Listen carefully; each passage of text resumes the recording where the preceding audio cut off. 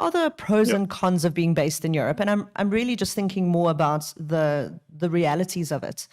So a lot of Yeah. people, it's always very glamorous. We're always looking at the Jilly Cooper riders version of the equestrian scene, but that's not really the reality of it a lot of the time.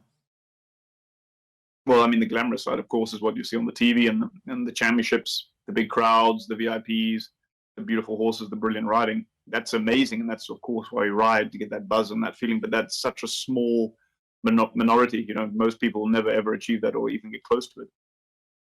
The reality is cold weather, very, very expensive, hard work, and realizing that there's a lot of good riders, and there's people that are very talented. They're going to work harder than you, and be, and so that is the reality. That last bit, and I don't think you should focus on that last bit.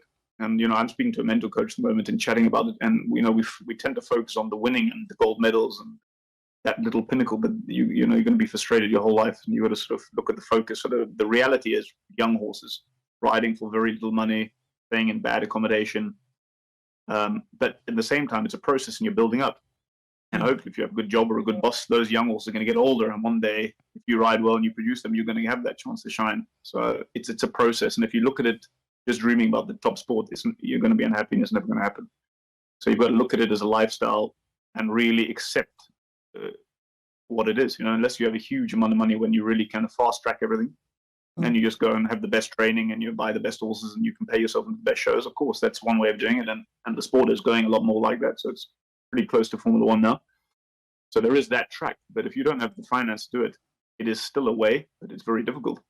Absolutely. But you're going to be unhappy if you're only focusing on that last spot. You have to go. You'll come here with the expectation, this is a lifestyle, and this is the lifestyle I've chosen. Yeah, so that's the reality. It. It's an embrace. It's you get to work. When I'm tired or bored or whatever, or if you get paid for anything or something, you're always, there's times when you wake up and you're bored, and I think, I don't want to go to the stable today, I don't want to ride. That's normal. But you have to, in general, love the lifestyle.